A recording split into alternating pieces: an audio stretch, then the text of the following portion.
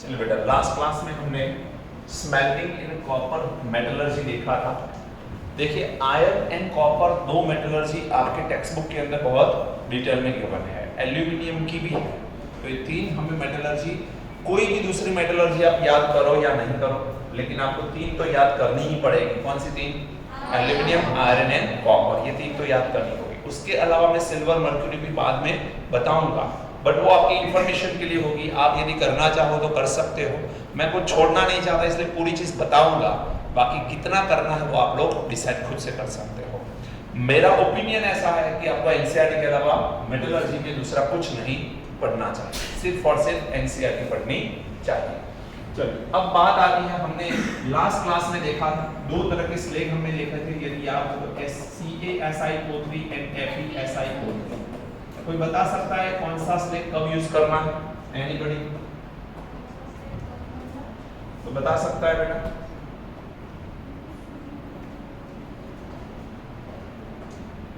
कोई नहीं। दो स्लेग थे बेटा, CaSiO3 एंड FeSiO3, दो स्लेग है, इतना तो पता है आप लोगों को। ये स्लेग हम लोग यूज करते हैं आयरन के एक्सट्रैक्शन में, और ये स्लेग हम लोग यूज करते हैं कॉपर के एक्सट्रैक्शन में। FeSiO3 क्यों FeSiO3 बनाया था, इसका रीजन समझ लीजिए। CuFeS2 करके एक कॉपर पाइराइड्स जो हमारा ओर था कॉपर का, उसमें copper sulphide and iron sulphide का मिक्सचर मिलता था। मींस पार्शियल स्मेल्टिंग, वहां पर पार्शियल रोस्टिंग होता था, और वहां पर हमारे पास आपको पता होना चाहिए Cu2S Fes, और इसमें क्या मिल जाता था? Cu2O and FeO, right. तो बाहर से हम लोगों को वहां पर जो Fes है, ये FeS जब FeO में कन्वर्ट हो जाता है तो उस तरह पे वहां पर FeO SiO2 के साथ रिएक्ट करके FeSiO3 स्लेग बना देता था। तो कॉपर की मेटलर्जी के अंदर हमको FeSiO3 का स्लेग मिलता है।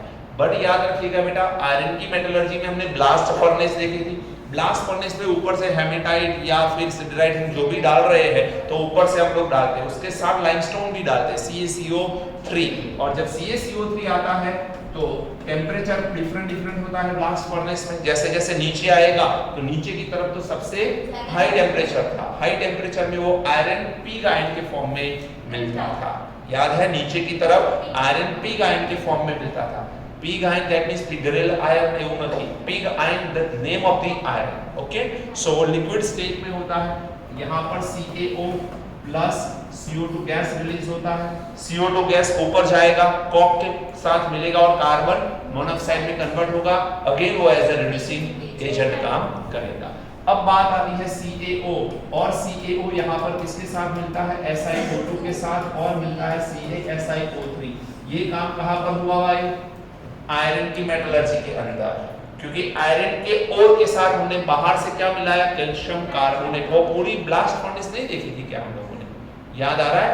डिफरेंट टेम्परेचर को मैनेज करते हैं हम लोग, जिसे पायरोमेटलर्जी का पार्ट मानते हैं हम लोग। साइनाइड प्रोसेस को किसका पार्ट मानते हैं? हाइड्रोमेटलर्जी का पार्ट मानते हैं। हाइड्रोमेटलर्जी का पार्ट मींस सॉल्यूशन बनाना है ना उसके अंदर, तो हम हाइड्रोमेटलर्जी का पार्ट मानते हैं। किसको? Gold and silver, that is cyanide process को मानते हैं।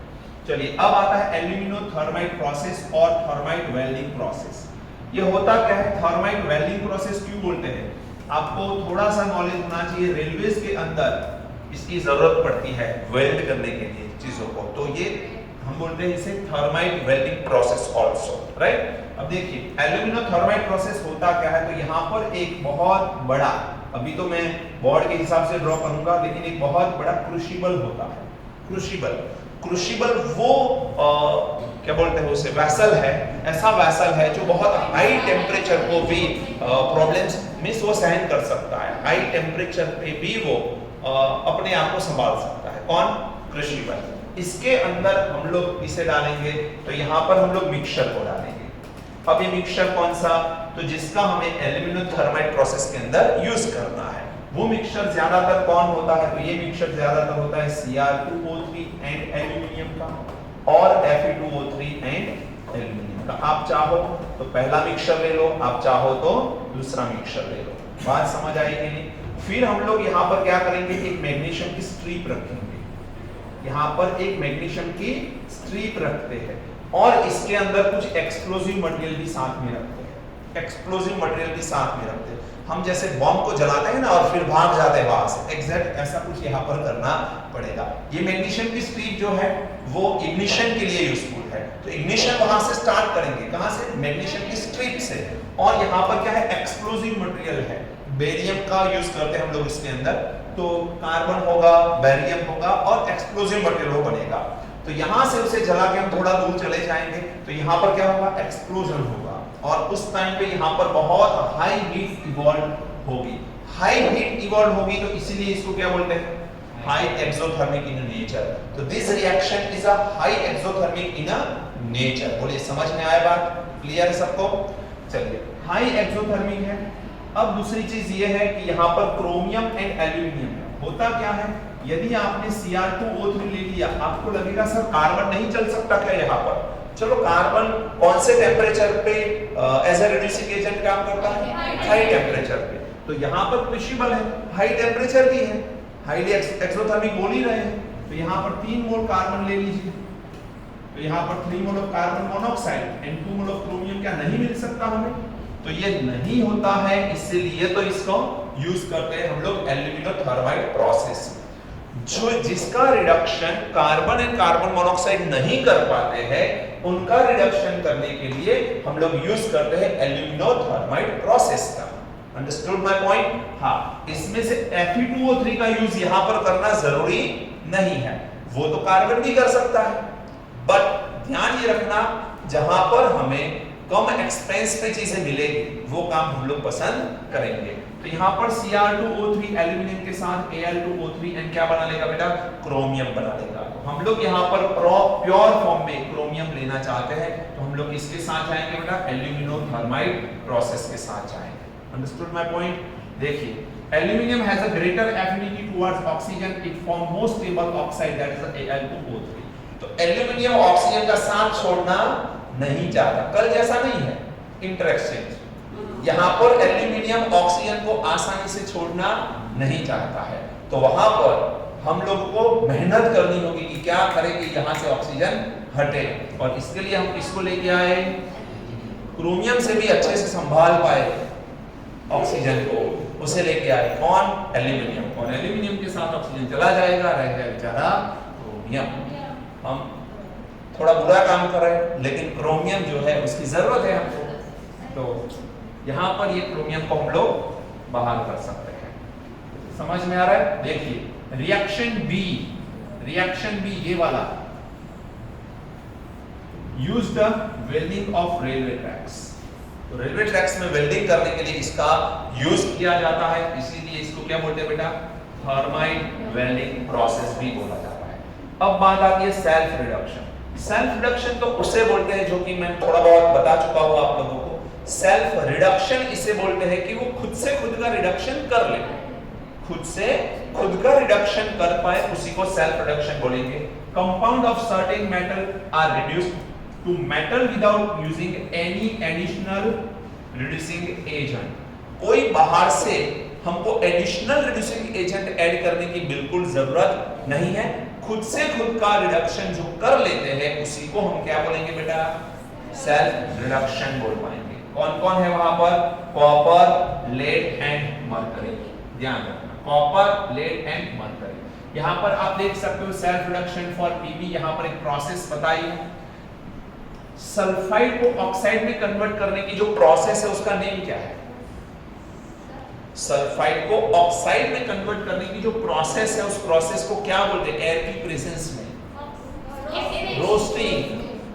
कैल्सिनेशन था जिसमें कार्बोनेट था, हाइड्रोक्साइड हाइड्रेटेड था, वो ऑक्साइड विदाउट एयर कन्वर्ट हो सकते हैं। बट ये क्या है बेटा? सल्फाइड है। सल्फाइड को हमें किसमें कन्वर्ट करना है? ऑक्साइड के अंदर कन्वर्ट करना है विद हेल्प ऑफ ऑक्सीजन। तो क्या मिलेगा? PbO मिलेगा।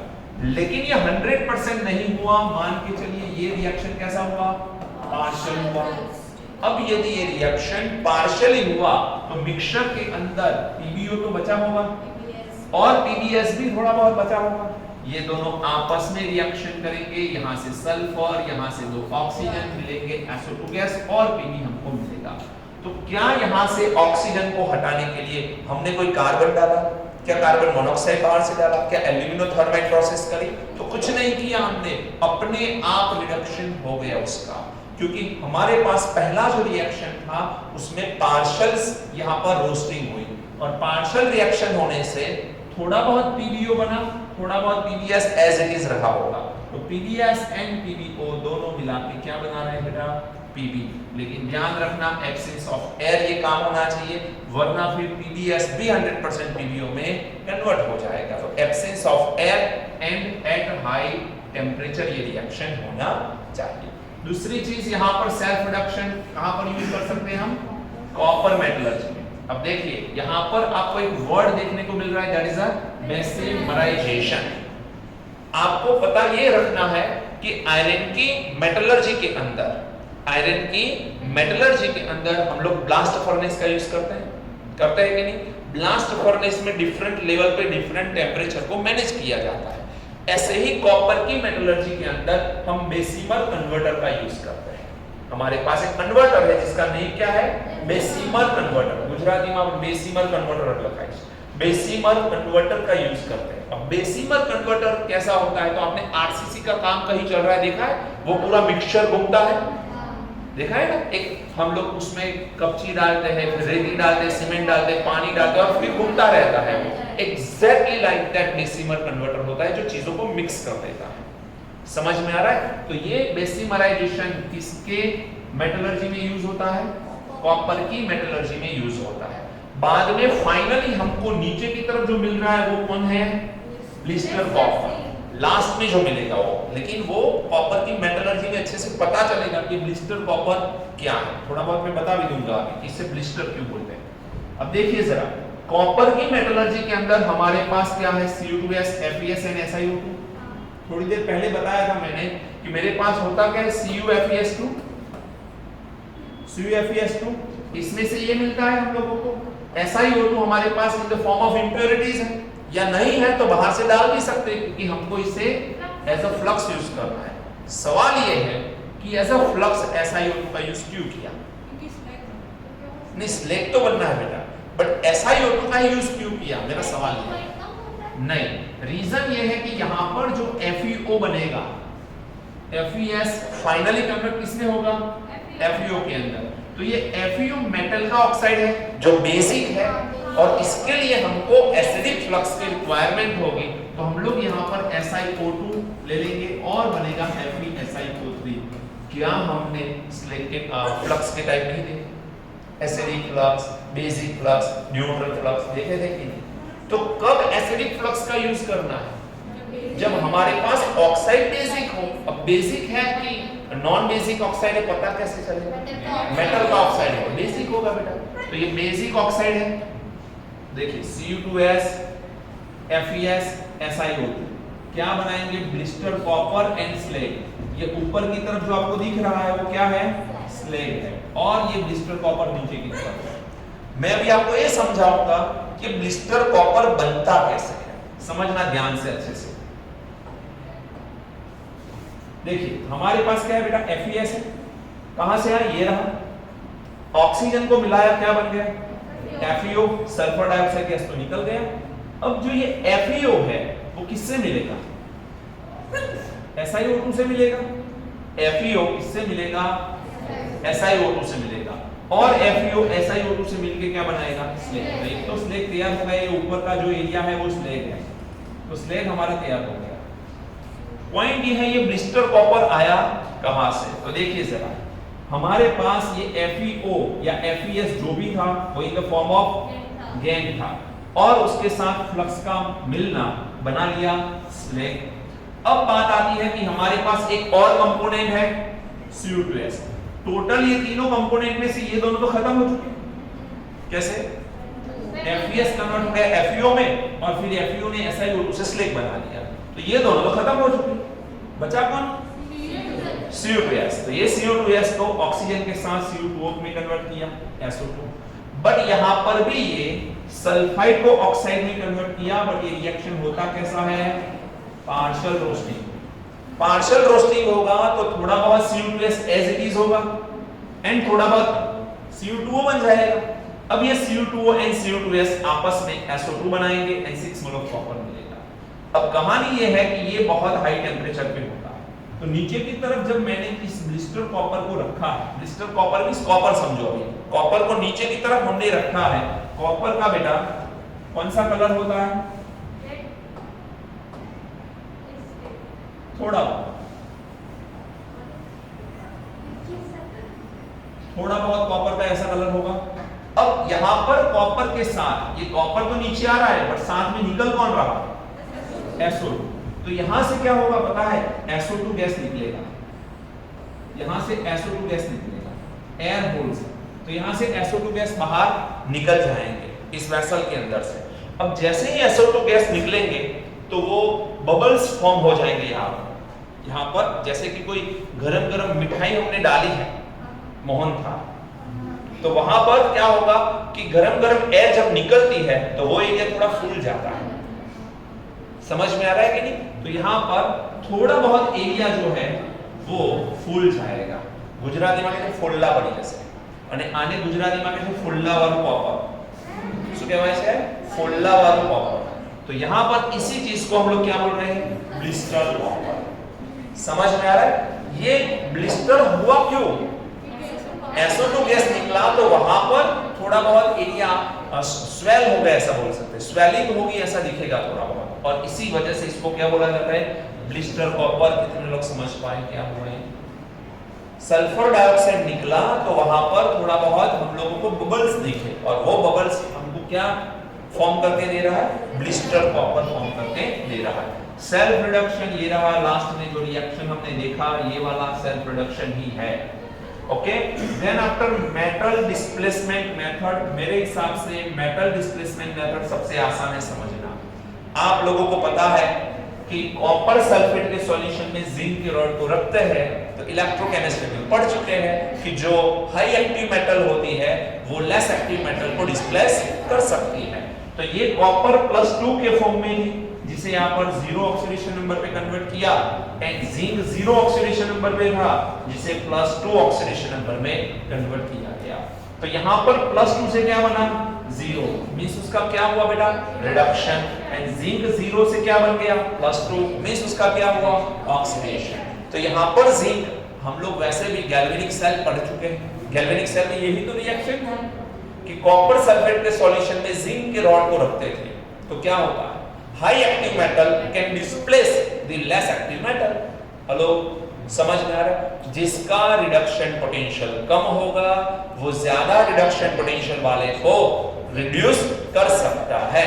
तो ज्यादा रिडक्शन पोटेंशियल यहाँ पर कॉपर का है तो उसका रिडक्शन होगा, एंड जिंक का रिडक्शन पोटेंशियल कम है तो उसका ऑक्सीडेशन होगा। ये तो एक एग्जांपल लिखा है, जरूरी यही है। ECS पता होना चाहिए आपको, इलेक्ट्रोकेमिकल सीरीज। यदि वो पता है तो आप आसानी से कोई भी रिएक्शन सही है कि नहीं, ये हो सकता है कि नहीं हो सकता, वो पता कर सकते हो। चलिए, यहाँ पर एक प्रोसेस लिखी हुई है जिसे बोलते हैं क्रॉल्स प्रोसेस। क्रॉल्स प्रोसेस है क्या? TiCl मैग्नीशियम के साथ मिलेगा, MgCl2 एंड टिटेनियम मिलेगा। यहाँ पर आप देख सकते हो magnesium act as a reducing agent. यहाँ पर ये MCQ आ सकता है, यहाँ से MCQ बन सकता है। तो यहाँ पर मैग्नीशियम कैसा है बेटा? एज अ रिड्यूसिंग एजेंट ये काम कर सकता है। Any doubt? समझ में आया पॉइंट? चलिए, देन आफ्टर आता है इलेक्ट्रोलाइटिक रिडक्शन। अब इलेक्ट्रोलाइटिक रिडक्शन कोई नई बात नहीं है। हम लोग बात करें मेटलर्जी के बारे में, मेटलर्जी में हम 3 ऑप्शन देख सकते हैं। एक, कोई भी मेटल का हमारे पास ओर है, उस ओर को हम लोग लिक्विड स्टेट में लेंगे डायरेक्टली, देन उस ओर का हम लोग क्या बना ले? Aqueous solution but concentrated, and उस ओर का हम लोग एक्वायस सॉल्यूशन बना ले कैसा? डाइल्यूट। ये 3 ऑप्शन है बेटा हमारे पास, लेकिन ये दोनों ऑप्शन उतने फायदेमंद नहीं है। इसमें मेटलर्जी के अंदर हमको मेटल की रिक्वायरमेंट, और ज्यादातर केस में ऐसा देखा गया है कि पानी का रिडक्शन पहले हो जाता है मेटल के कंपेयर में, ज्यादातर केस में। किसका? वाटर का रिडक्शन आसान होता है compare to any other metal in majority cases. तो होगा क्या कि वाटर जब तक प्रेजेंस होगा तो मेटल की तो बारी नहीं आएगी रिडक्शन होने की, तो वाटर का रिडक्शन हो गया, हाइड्रोजन गैस मिल जाएगा। तो हम नहीं चाहेंगे कि ये वाटर यहाँ पर अवेलेबल हो, तो हम लोग और कैसी पसंद करेंगे, लिक्विड स्टेट की पसंद करेंगे। बट और ज्यादातर होती है सॉलिड स्टेट में। लिक्विड में लाने के लिए उससे क्या करना होगा भाई, और होती है बेटा सॉलिड स्टेट में, उसे उसके मध्य प्रदेश तक गर्म करना होगा, वेरी गुड, मेल्टिंग पॉइंट तक गर्म करना होगा। तो ये क्या बनेगा, लिक्विड स्टेट। यहां पर हमने कोई पानी नहीं डाला है, यहां पर हमने कोई पानी नहीं डाला है, हमने सिर्फ उसे गर्म किया। कब तक, जब तक वो खुद मेल्ट ना हो जाए तब तक। और ये और बन गई लिक्विड। इसमें जो पॉजिटिव आयन होगा वो प्लस, नेगेटिव आयन होगा वो माइनस चार्ज। मींस यहां पर दो आयंस हमारे पास डिफ्यूज होने के लिए तैयार है। यहां पर भी आयन तो थे बट डिफ्यूज होने के लिए तैयार नहीं थे, वो हिल भी नहीं सकते अपनी जगह से क्योंकि ये सॉलिड था, अपनी पोजीशन फिक्स थी। यहां पर ये लिक्विड स्टेट में आ गया तो डिफ्यूज होने के लिए तैयार है। Understood my point. तो यहां पर हम लोग क्या कर रहे हैं, देखिए, this process is mainly used for the extraction of highly electropositive metal like, तीन ऑप्शन याद रखिए, first A, second A, aluminium. This is the aluminium, पहले भी आ चुका है, okay. Electrolysis is carried out in the large set and a small amount of another suitable electrolyte is added. अब ये कौन-कौन से हो सकते हैं, तो वो अलग-अलग हो सकते हैं। यहाँ पर इलेक्ट्रोलाइट्स हम ऐड करने वाले हैं, आपको पता है कि कहां से वो लेके आने हैं हमको, फर्स्ट ए, सेकंड ए या फिर एल्यूमिनियम का होना चाहिए electrolytes. Lower the melting point of the main electrolytes, जो मेन इलेक्ट्रोलाइट जिसका हमें मेटल चाहिए, जिस मेटल को हम एक्सट्रैक्ट करना चाहते हैं, उसका मेल्टिंग पॉइंट कैसा होना चाहिए, बोलो बेटा, लोअर होना चाहिए। Enhance it's conductivity, ion free होंगे तो सीधी सी बात है कंडक्टिविटी बढ़ेगी। रिड्यूस कोरोजन ट्रबल्स, अब प्योर मेटल के साथ ये दिक्कत है, चाहे कोई भी मेटल हो, वो कोरोजन बहुत आसानी से लग सकता है, उसके ऊपर रस्टिंग लगता है। हम क्या सोचते हैं कि आयरन के रस्टिंग तो लगता है, बाकी सब पे कहाँ लगता है, सबके ऊपर रस्टिंग लगता है, अलग अलग सेंसेस होती है उसे पहचानने की। आयरन का रस्टिंग दिखता है, बाकी के रस्टिंग उतने आसानी से दिखते नहीं है, या ऑब्जर्वेशन हमारा उतना पावरफुल नहीं है तो हम नहीं देख पा रहे। बट याद रखिए कि कोरोजन जो भी हो रहा है उसे रिड्यूस करें, कंडक्टिविटी बढ़ जाए एंड मेल्टिंग पॉइंट कम हो, ऐसे इलेक्ट्रोलाइट हम लोग पसंद करेंगे। तो ये तीन ऑप्शन ध्यान में रखें। अब सबसे पहला है manufacture of metallic sodium. Process का नेम क्या है, डाउन्स प्रोसेस। एक्चुअली ये पढ़ चुके हैं कब, 11th में एस ब्लॉक के अंदर ये सोडियम का एक्सट्रैक्शन आया है, याद है, थोड़ा बहुत नहीं पता, कोई बात नहीं, बहुत आसान है।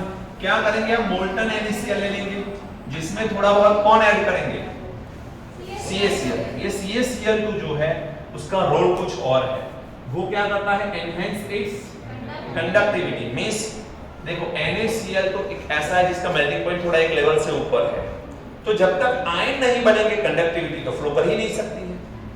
समझ में आ रहा है? तो इलेक्ट्रिसिटी पास हो पाए आसानी से, इसके लिए पहले से आयन मौजूद होने चाहिए अंदर, और Cl2 क्या करता है, आयंस फ्री करके दे देता है, वो पहले मेल्ट हो जाता है तो काम आसान कर देता है। तो NaCl के मेल्टिंग पॉइंट को कम करने का भी काम करता है एंड खुद कंडक्टिविटी को एनहांस करने का भी वो काम कर रहा है। समझ में आ रहा है?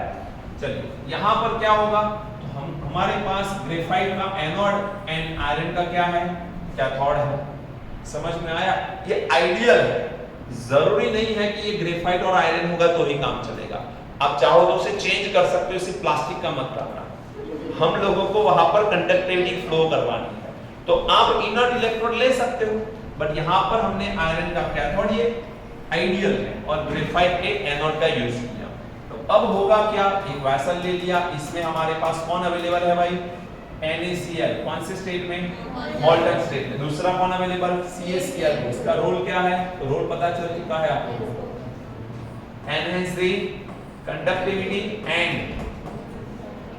Lower the melting point. तो यहां पर एक एनोड बनेगा, एक कैथोड बनेगा। एनोड के ऊपर ऑक्सीडेशन, कैथोड के ऊपर रिडक्शन होगा। तो पहले फ्यूजन होगा, फ्यूजन से Na+Cl- आयंस हो जाएंगे जो मोबिलिटी के लिए तैयार है क्योंकि दोनों लिक्विड स्टेट में है। ये Na+Cl- कौन से स्टेट में है भाई? लिक्विड स्टेट में। दूसरा कुछ अवेलेबल है क्या इसके अंदर? वाटर नहीं अवेलेबल। तो चलिए कैथोड के ऊपर क्या होगा? सोडियम इलेक्ट्रॉन को गेन करके सोडियम सॉलिड में कन्वर्ट होगा, मेटालिक सोडियम बोल सकते हैं जिसे। एंड हमारे पास जो Cl है वो इलेक्ट्रॉन रिलीज करके Cl2 गैस बना देगा। आप में से कुछ लोगों को एक्चुअली सवाल नहीं होना चाहिए बट हो सकता है कि यहाँ पर 2 इलेक्ट्रॉन है सर और यहाँ पर 1 इलेक्ट्रॉन है सर, क्यों? आसान है बेटा, क्यों तो लिखना रह गया, 2 कर दो, सिंपल। बैलेंस करना चाहो तो कर सकते हो। ओके, फिर है हॉल हेराल्ड प्रोसेस। ये भी जानते हो आप लोग। हॉल हेराल्ड प्रोसेस कॉपर के एक्सट्रैक्शन के लिए यूज करते हैं कि नहीं? नहीं, वेरी गुड, जागते रहो। तो वेरी गुड, एल्यूमिनियम के एक्सट्रैक्शन के लिए इसका यूज किया जाता है। अब इसमें प्रॉब्लम ये है कि हम लोग एल्यूमिनियम का एक्सट्रैक्शन करने वाले कहां से है भाई? कौन सी ओर का यूज करेंगे हम लोग? बॉक्साइट का। कैसे, कितने टाइप के बॉक्साइट है हमारे पास? 2 टाइप, एक रेड बॉक्साइट, एक white bauxite. Very good, red and white bauxite, 2 bauxite है हमारे पास। दोनों का हम यूज करना चाहते हैं, लेकिन ओवरऑल जनरल कैटेगरी देखी जाए तो हमारे पास होगा एक तो Al2O3 * 2 mole of H2, that is a bauxite. इसके साथ हमारे पास क्या हो सकता है? एक FeO हो सकता है या Fe2O3 आयरन के ऑक्साइड। दूसरा हो सकता है SiO2। तो ये ओवरऑल इंप्योरिटीज एंड ये बॉक्साइट होगा हमारे पास। हमको तो यहां तक पहुंचना है, मंजिल ये है कि यहां तक पहुंचना है, शुरुआत यहां से होगी। अब प्रॉब्लम ये है कि FeO एंड Fe2O3 जो है उसको हटाना पड़ेगा, SiO2 को भी हटाना पड़ेगा एंड फिर रिमेनिंग कौन होगा? बॉक्साइट। बॉक्साइट में से फिर हम लोग एल्यूमिनियम को एक्सट्रैक्ट करेंगे। तो देखिए क्या कर रहे हैं हम लोग। सबसे पहला प्रॉब्लम देखिए, this process is used for extraction of aluminium from alumina. Alumina means Al2O3. The extraction of Al from Al2O3 is quite difficult. Reason ये है कि उसका melting point बहुत हाई है। तो हम लोग पानी तो डालना चाहते नहीं क्योंकि पानी तो पहला डॉट आया हो जाता है, खुद रिड्यूस हो जाता है ना, तो हमें पानी नहीं चाहिए। तो पानी के बिना Al2O3 को मेल्ट करना पड़ेगा, तो ये प्रॉब्लमेटिक है हमारे लिए। तो देखिए, fusion temperature of alumina is quite high. मैंने बोला था उस टाइम पे नियरली 2000 डिग्री सेल्सियस। कितना है exactly? 2050 degree Celsius, even more than boiling point of aluminium. Aluminium के बॉइलिंग पॉइंट से, ये देखो बॉइलिंग पॉइंट है और ये क्या है? ये फ्यूजन टेम्परेचर है, मींस मेल्ट करना है सिर्फ। तो Al2O3 उस टेम्परेचर पे मेल्ट नहीं होता जिस टेम्परेचर पे एल्यूमिनियम बॉईल हो जाता है। समझने जैसी प्रोसेस है। तो कंपाउंड इतना स्ट्रॉन्ग है ये। It is a bad conductor of electricity. अब देखिए, सारी चीजें उल्टी है जो जरूरत के हिसाब से है कि कंडक्टिविटी बहुत आसान होनी चाहिए तो इलेक्ट्रॉन का फ्लो हो जाए तो आसानी से रिड्यूस हो जाए एल्यूमिनियम, लेकिन ये बैड कंडक्टर है। दूसरा प्रॉब्लम कि मेल्ट नहीं हो रहा, सॉलिड स्टेट में रहना पसंद है इसे। To overcome this difficulties we mix some amount of neutral flux. कौन? Na3Al6, इसे बोलते हैं क्रायोलाइट और इसे बोलते हैं फ्लोरस्पार। क्या बोलते हैं? फ्लोरस्पार। क्या बोलते हैं? Fluorspar. Neutral flux provides free ions to the solution which decrease the fusion temperature of alumina from 2050 degree Celsius to 950 degree Celsius। देखिए कितना खर्चा बच गया हमारा। 2050 डिग्री सेल्सियस पे मेल्ट होता था, लेकिन हमने सिर्फ किसकी प्रेजेंस रखी? ये कैसा हुआ? पेरेंट्स की प्रेजेंस रखी, बच्चे का रिजल्ट सुधर गया। समझ में आ रहा है कि नहीं? एग्जैक्टली ऐसा कुछ हो रहा है कि नहीं? Na3Al6 एंड CaF2 हमने एल्यूमिना के अंदर डाल दिया और इसकी वजह से एक तो यहां पर मेल्टिंग पॉइंट आसान हो गया, मींस लोअर हो गया, 2050 डिग्री से कितना कम हो गया, 950 डिग्री सेल्सियस तक वो आ गया। दूसरा, ये दोनों आपस में आयन आसानी से फ्री कर लेते हैं, आयन आसानी से पहले फ्री कर लेते हैं, तो यहाँ पर मोबिलिटी ऑफ आयन मिलेगी। मोबिलिटी ऑफ आयन क्या करेगा, enhance the conductivity of the solution, right. तो सॉल्यूशन की कंडक्टिविटी यहाँ पर बढ़ जाएगी। चलिए, देन आफ्टर फ्रॉम क्रायोलाइट हमें क्या मिल सकता है, हमारे पास क्या है भाई, Na3Al(F6) है कि नहीं। अब इसका आयोनाइजेशन करूंगा तो 3Na+ and Al(F6) 3- बनेगा। उसमें से हमने क्या लिख दिया, -3 की जगह मैंने न्यूट्रल कंपोनेंट लिया है Al(F3). आप चाहो तो वो भी कर सकते हो Al(F6) वाला। Al+3 3F- की जगह 6F- रिलीज होते और कुछ होता नहीं। यदि मैं इसका आयोनाइजेशन करूंगा तो क्या मिलेगा, दैट्स इट, और कोई फर्क नहीं पड़ने वाला। अब Al+3 3 इलेक्ट्रॉन को गेन करेगा एंड एल्यूमिनियम हमें फ्रॉम रिडक्शन प्रोसेस मिलेगा। 2F- में से इलेक्ट्रॉन रिमूव हो जाएंगे, ये बैलेंस करने का ट्राई किया है, बाकी कोई प्रॉब्लम नहीं। आप चाहो तो इसको 2 से मल्टीप्लाई करो, 2 से मल्टीप्लाई करोगे तो क्या होगा, 2Al+3 6 electron 2 mole of aluminium. अब क्या करोगे बताओ, F- है, यहां से मुझे 6 इलेक्ट्रॉन को निकालना है, 6 फ्लोराइड ले लो, 3 मोल फ्लोरीन ले लो, ये भी चल सकता है। बैलेंस करना सिर्फ जरूरी है। अब देखो तो यहां पर fluorine Al2O3 Al(F3) and 3/2 O2 बना रहा है। यहां पर आप देखिए 3/2 F2 था, 3/2 F2, यहां पर क्या है 3/2 O2, means fluorine take place of oxygen, oxygen remove हो गया बेटा, एंड फ्लोरीन किसके साथ ज्वाइन हो गया, एल्यूमिनियम के साथ। ऐसा क्यों हुआ, फ्लोरीन की इलेक्ट्रोनेगेटिविटी हायर है, तो हाई इलेक्ट्रोनेगेटिव एलिमेंट है, जब वो नेगेटिव फॉर्म में रहेगा तो पॉजिटिव से ऑक्सीजन से पहले अट्रैक्ट हो सकता है और आयन बना सकता है, मींस आयोनिक कंपाउंड बना सकता है। तो हम लोग बिल्कुल बोल सकते हैं कि Al2O3 के कंपेयर में Al(F3) ज्यादा स्टेबल होगा, तभी तो ये बन रहा है। Reaction always going towards more stable, तो यहां पर लेस स्टेबल से हाई स्टेबल की तरफ ये रिएक्शन जाएगा। एनोड के ऊपर क्या होगा बेटा, याद करो यहां पर एनोड ग्रेफाइट के रखते थे, 10th में भी पढ़े हैं आप, तो यहां पर ग्रेफाइट एनोड के होते हैं, दैट मींस ग्रेफाइट एनोड पे होते हैं, तो कार्बन जो है वो ऑक्सीजन से मिलेगा और क्या बनाएगा, CO2 गैस। ध्यान ये रखना है कि यहाँ पर जो ग्रेफाइट का एनोड है इसमें कन्वर्ट हो जा रहा है CO2 का, खुद क्या हो जाएगा, डिस्ट्रॉय हो जाएगा बाय द टाइम। अब खुद जब डिस्ट्रॉय होगा, ये देखिए तरीका कुछ अलग है, बाकी हकीकत में कुछ ऐसा होता है, कार्बन है हमारे पास, इसमें ऑक्सीजन मिला दिया, CO2 गैस। अब एक सिर्फ पॉइंट याद ये रखना होता है कि 1 kg एल्यूमिनियम जब फॉर्म होता है, 1 kg एल्यूमिनियम जब फॉर्म होता है तो करीबन 0.5 kg कार्बन जो है वो खत्म हो जाता है।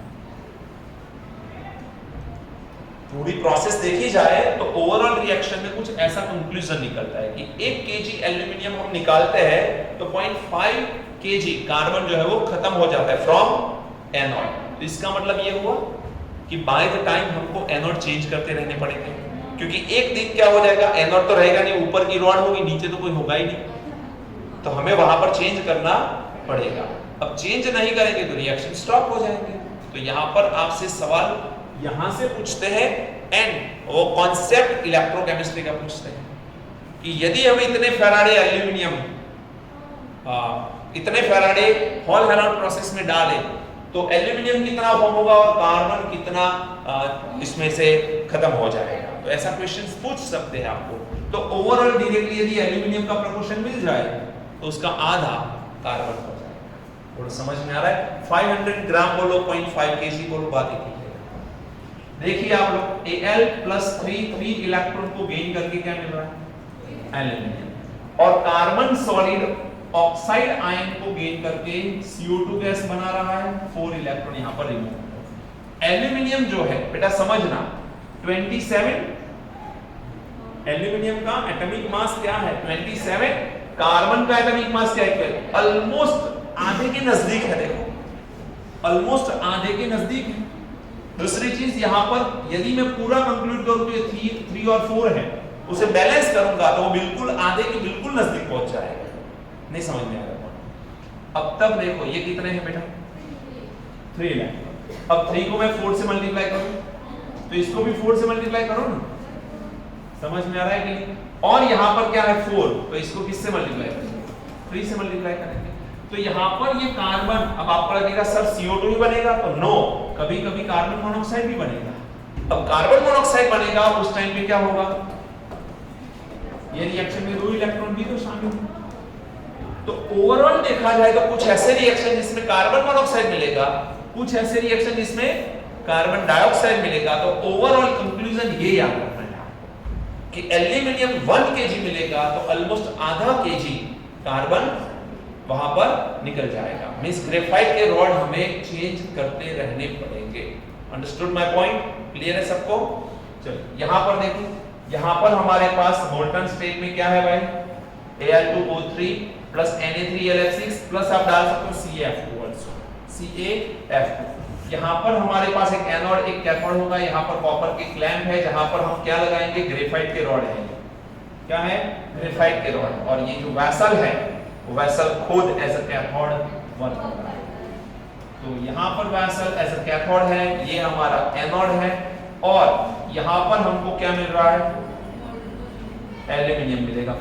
फाइनल एल्यूमिनियम हमको यहाँ पर मिलेगा। समझ में आ रहा है? और जो यहाँ से बाहर निकल जाए। क्लियर है सबको? तो ये हॉल हेराल्ड प्रोसेस है। ओवरऑल देखा जाए तो हमने क्या लिया, एल्यूमिना लिया।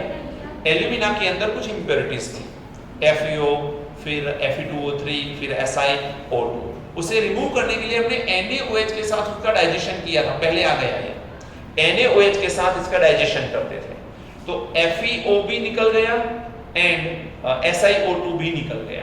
अब FeO ज्यादातर नहीं निकलता NaOH के साथ, क्यों? कॉन्सेप्ट बताओ। FeO खुद बेसिक है, NaOH बेस है, बेस के साथ रिएक्शन नहीं करेगा। बट पहले निकलेगा कौन, SiO2। SiO2 जो इंप्योरिटीज थी वो NaOH के साथ डाइजेशन करके सोडियम सिलिकेट बना लेगा, जिसे हम हटा सकते हैं, राइट। बाद में हमारे पास सिर्फ कौन बच गया, एक तो सॉलिड स्टेट में रह जाएगा कौन हमारे पास, एज इट इज कंडीशन में Al2O3 जिसका टेम्परेचर बहुत हाई है। दूसरी चीज हमारे पास कौन रह गई बेटा, Na3SiO3 या Na2SiO3 सोडियम सिलिकेट। NaOH के साथ SiO2 का रिएक्शन हुआ, Na2SiO3 बन गया, जिसे हम हटा सकते हैं, लिक्विड स्टेट में होगा। अब दो चीजें रह गई हमारे पास, कौन, आयरन का और एल्यूमिना एंड आयरन।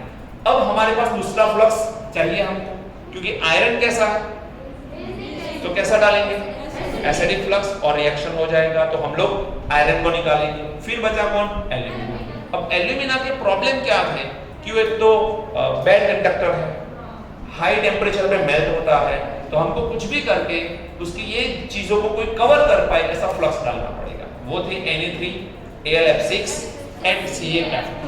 इससे क्या हुआ, कंडक्टिविटी भी मिली एंड फ्री आयन की वजह से मेल्टिंग पॉइंट भी कम हो गया। 2050 डिग्री सेल्सियस जिसका मेल्टिंग पॉइंट था वो करीबन 950 डिग्री सेल्सियस हो गया। इनिशियली तो ऐसा हमने देखा था कि एल्यूमिनियम के बॉइलिंग पॉइंट की कंपेयर में भी एल्यूमिना का मेल्टिंग पॉइंट बहुत हाई है, तो आसान तो था नहीं। अब हम लोगों ने क्रायोलाइट डाला। क्रायोलाइट ने क्या किया, तो ये आयन फ्री करे और मोबिलिटी ऑफ आयन जैसे स्टार्ट हो गई, इलेक्ट्रिसिटी पास होना स्टार्ट हो गई और एल्यूमिना अपना काम कर गया। मींस मेल्टिंग पॉइंट कम हो गया, उसके आयन फ्री हुए, उसके आयन फ्री हुए, तो Al+3 एंड O-2, Al2O3 में से दो तो आयन मिलेंगे, Al2O3 में से हमें दो आयन मिलेंगे। ये किसके ऊपर जाएगा, एनोड के ऊपर कार्बन के साथ, और ये कहां पर काम कर जाएगा, कैथोड के ऊपर। तो ये एल्यूमिनियम Al के फॉर्म में मिलेगा रिडक्शन से, और ये ऑक्साइड आयन जो था वो कार्बन के रॉड के साथ रिएक्शन करके CO2 और CO दोनों बनाता है। बाद में यहाँ पर हमको क्या मिल रहा है भाई, आउटलेट में एल्यूमिनियम हमको मिल रहा है। एनी डाउट, समझ में आया?